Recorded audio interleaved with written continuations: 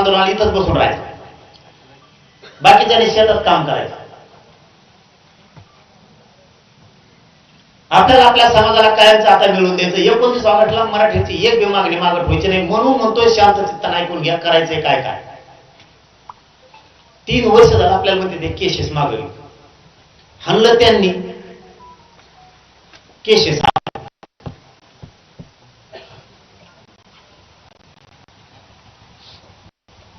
तरी मागं घेत नाहीत. सगळ्या केसेस मागा होईपर्यंत 29 ऑगस्टचं आंदोलन थांबवायचं नाही. 6वा मुद्दा, यांनी आता मी बाजार उपोषणाला बसलो होतो त्या दिवसाचा विषय.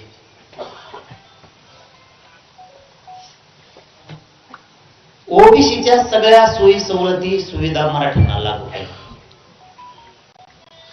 मी त्याच वेळेस सांगितलं होता विखे पाटलाला, लाडभाऊला, त्या दिवशी सांगितलं होतं.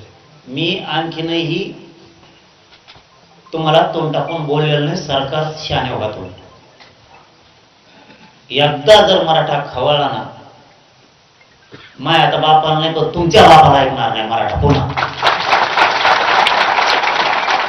यांनी आता एक जी आर काढलाय बघा.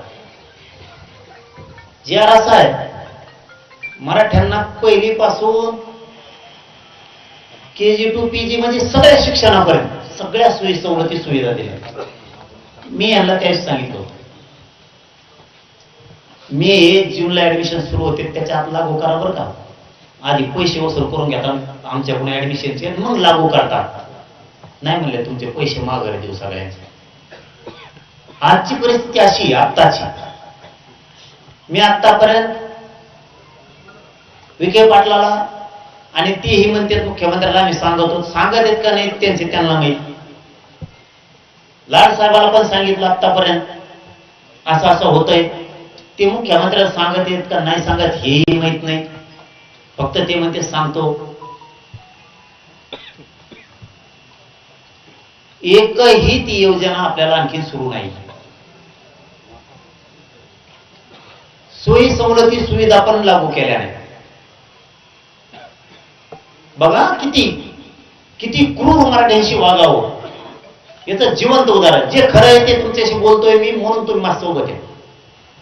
हा एक गोष्ट खरी आहे, मी त्यांच्यावरती विश्वास ठेवतो कारण मला आंदोलन चालवायचे, तुम्हाला सुद्धा ठेवावं लागणार. ठेवला ना याचा अर्थ मी मराठा संपू नाही देणार. त्या ओबीसी सवलतीच्या त्याच्यात परराज्यातला एक विषय MBBSच्या BHMSच्या इंजिनिअरिंगच्या पोरांचा देशांतर्गत महाराष्ट्रातल्या सवलती आता देशांतर्गतल्या पोरांना सुद्धा लागू करू. एकाही शाळेला लागू नाहीत, कॉलेजला वैद्यकीय कोणत्याच.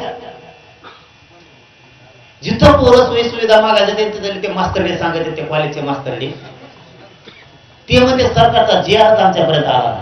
कोण कुणाला मूर्खात काढीचं हेच कळणार. अधिकारी सरकारला मूर्खात काढीचे का सरकार मराठ्याला मूर्खात काढीचे मिळत लागून द्यायला.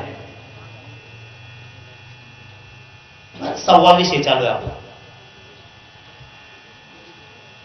कॉलेजमध्ये सुद्धा सोयी सुविधा मराठ्यांच्या पोरांना दिल्या जात नाहीत. मी 1000 वेळेस सांगितलं.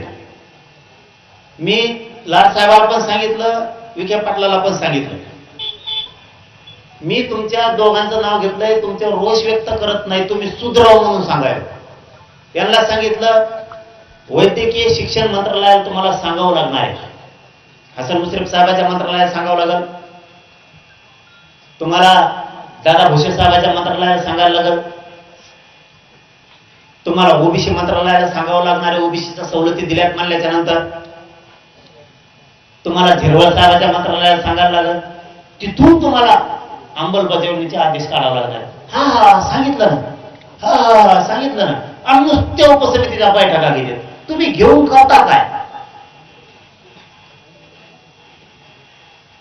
मराठ्यांनी सुद्धा तुम्ही सुद्धा याच्यातून शहाणं व्हा.